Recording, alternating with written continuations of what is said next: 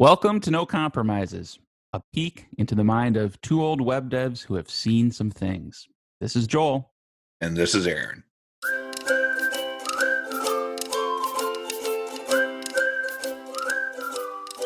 One of the things that we'll call it blessed with sometimes is legacy code and projects. Oh, and we yeah. we kind of talked about this before, like, what are some of the steps you get started with Mhm. when taking over a legacy project? Question I had for you, Joel, is, I'm a huge fan of bug reporting, but how do you get started with bug reporting when you take over a legacy project and everything just kind of appears to be broken but mysteriously working? Boy, I have a particular project in mind, but no names will be named. Yeah, because let's just focus on the PHP error reporting and not even get into the JavaScript yet. Right. But yeah, we like to use Bugsnag, and so you wire that up, and it's wired up in sort of a global way where any unhandled exceptions get reported up to Bugsnag. And wow, yeah, the first time you turn it on and it's in production, or even you're like running it in staging or something, just clicking around, and you're seeing hundreds of errors pop through in just like normal requests, and it's completely overwhelming. So yeah, like how do we get started? Well, first you install it, but then it's sort of like divide and conquer and figure out what's noise and what's actually something that requires attention. Well, when you say what's noise and what requires attention, don't Yeah. all bugs require attention? They do, Aaron. They most certainly do. But more in terms of like what requires immediate attention, because to me, let's see, I would kind of like think of two specific things that would make something rise to the level of requiring immediate attention. Number one, is this a user facing error? Like, for sure, if that's happening, like if somebody's clicking and it's not doing what they expect it to do, or even worse, they're seeing some sort of ugly error message on the screen or in the console, like to me, that would require more attention than like some warning on the back end that's saying, oh, this might not be doing what you would expect it's doing. The other thing is, even if it's not user facing, if something isn't getting written to the database or is just behaving incorrectly, well, that would certainly require attention too. And that's a little harder to sort out when you have those 500 error messages in front of you. But it does give, warning, notice, info, exception. So that's kind of a way I sort of triage it too, is by starting at the most severe and working your way down from there. I think one of the things is, if you're taking over a legacy project, you may not know what's most important about that project's success either. Sure. So one of the things I've done is you take your list and you have a general idea that like fatal errors are things I want to fix. Yeah. But then you have all these different warnings and things like that. I look at that and then I'll kind of get an idea of what that might be affecting, and then talk to the stakeholder and say, here are some things that may be going wrong. Which one of these are most important? So I know which ones to kind of tackle first. Sure. Yeah. That's important context to have. I think that can be difficult because, a stakeholder can be like, well, everything's working fine. And then that can kind of lead you to a conversation. Well, it appears it's working fine, but Right. this is why we have maintenance. Your car kind of appears to be working fine until the engine seizes up, right? If you're not changing your oil, you really, if you're not a mechanic, you don't know things are going wrong until that last minute when everything kind of goes wrong.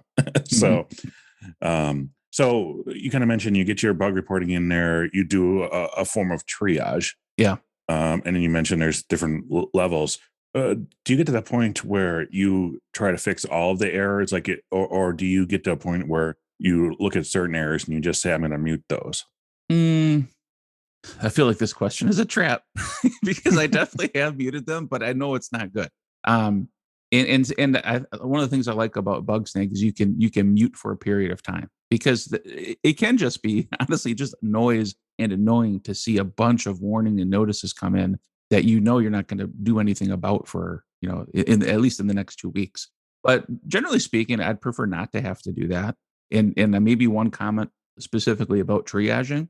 It's not just like, okay, have Bugsnag open in one window and just start hammering out code in the other window. Like a lot of times we will open a ticket specifically saying, fix this error or a grouping of these errors, because sometimes you fix one and like 4 go away. Like it was one root cause leading to all of them.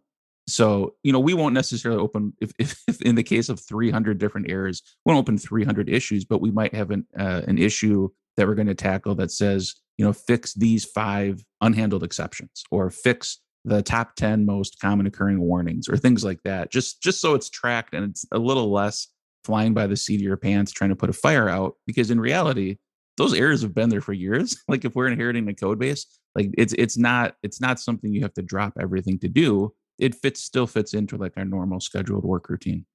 Yeah, I don't know what kind of fantasy land you work in where you fix one error and 4 go away.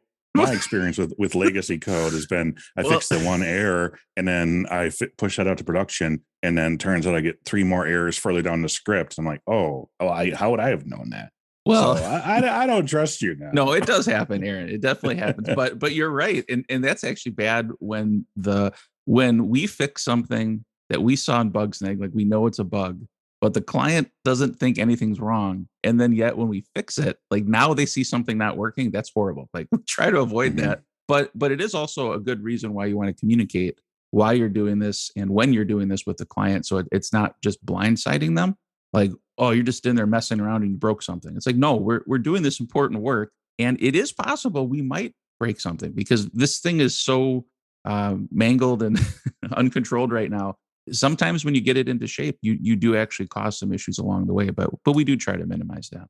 So I'm just following through the steps of this legacy app. You put in bug reporting like Bugsnag. Mhm. You triage issues. You start fixing some of them. You mute some of them until you have a chance to take care of them. Are Mhm. you ever getting to a point where you've just knocked out all the errors and there's no more errors in Bugsnag? Yes, yes. I mean So that's the goal. yeah, I think so. I think that's a reasonable place to be, because if you sort of accept the fact that there's always going to be errors, then at a certain point you stop noticing anything. Mhm. Now, I'm not saying like you can get from 300 to 0 in the first 2 weeks of work. It may be kind of a long term goal. You have to fit it in with the priorities, but yeah, like to me, a greenfield project, that's the approach we take, right? If any error is reported, we're going to go look at it. We're going to fix it, even if it is a notice or just a warning that's not actually causing a problem. So I think, yeah, a legacy project, you want to get it to the same state. Cool. Yeah, I agree with that because I think bugs and errors erode trust. And Hmm. really, as programmers, that's one of our number one commodities. Actually, is the trust Yeah. in the application that we build. Not only that our client trusts that we're building stuff, but then the user of the software can trust that the software is going to work properly as well. Well, and actually, I just kind of a little bit of a tangent, but related to trust and bug tracking. The nice thing about a tool like Bugsnag is it not only tells you an error happened, but if the user was logged in, it captures like what's their user ID, what's their email address, and some basic things like that. And so I've had circumstances where you're kind of new to a legacy project, and you see those errors come in, and you see it's the client or one of their kind of main users of the system, and you can reach out to them. Hey, I just saw you got this error. Could you give me a little detail about like what happened? Did you see an error on the screen, or And it's Mhm. it's like a magic power. They're like, what? How did you know? Like, I get that error every Tuesday when I do this, but I just kind of like I have a way of working around it, and so it actually really builds trust Yeah. having some visibility and reaching out to the person and asking them for more information, or even saying, hey, I saw you got this error. Just so you know, I fixed that now. You shouldn't run into that again. Cool. I think the last thing I kind of wanted to mention about using something like Bugsnag, and this is kind of a last resort, if Hmm. things, if you don't want to mute things or you have specific errors that aren't supposed to be errors, Yeah. is they give you the ability to kind of intercept that before it goes to Bugsnag. Yeah. No. So one of the issues I've noticed, especially when I'm like upgrading certain libraries, third parties will throw an exception that's not caught, and it's actually perfectly fine. I don't want that as a bug. Yep. This job has failed, and that's perfectly fine. That the job has failed, please don't report it each time. Hmm.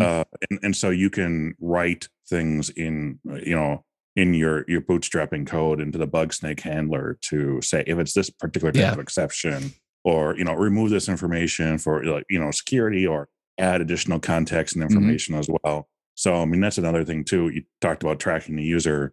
We might also, if it's a new to us legacy app, we might have stuff, maybe more stuff in the session that we want to track, and we just kind of put it into the error reporting as they happen.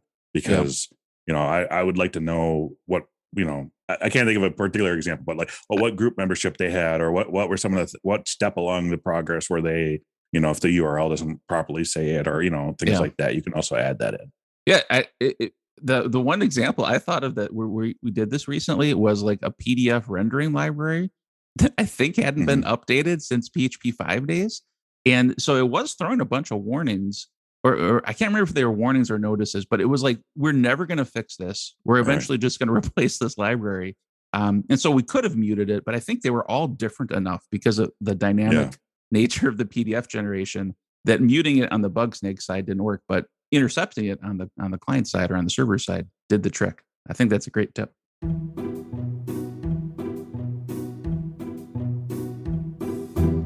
You notice how we're sort of like conditioned that certain things in context are weird, but then in a different context, they're perfectly fine, or, things like that. I'm Uh, going to need an I, example, Aaron. okay. So my example is like, you see a guy walking through your neighborhood with a crowbar. Well, Okay. like, okay, I think that's kind of weird. Like, that's a Hmm. person that, might want to break into something. But Yeah. you see the same guy walking through your neighborhood with hands full of crowbars, like 3 in each side. You're a lot less like, oh, well, that's just odd. Have So you a person with one crowbar, like an attacker with 6, oh, does not compute. I just don't get that. does the threat diminish because there's no possible way they could wield all 6 at once? Like, like you're like, No, this guy's less of a threat. no, I just think it like imagine you have just a plainclothes person going through the yards and Mhm. looking at people's windows or something. You're like, oh, they're a prowler. Yeah. Put on a high vis vest, and then they're like, oh, then they must be there. They work Like, for the just utility company. yeah, but it doesn't Yeah. say that. There's no utility Mhm. trucks around. It's Right. just so like if I wanted to break into someone's house, I would just definitely put on high vis vests and stuff and carry around 6 crowbars. The other magic thing you can hold that makes you look official is a clipboard, right? You can Clipboard, like, yeah. I had a friend who liked exploring like buildings in the city, Hmm. and he could get so far into a building with just a clipboard. And it Yeah. was kind of amazing. No harm was done, but he wanted to be at the top floor to look out of the window or something. But yeah, high vis vest and a clipboard. I don't know about the crowbars though, Aaron. I think a guy walking with 6 crowbars would still get like a second look. Yeah.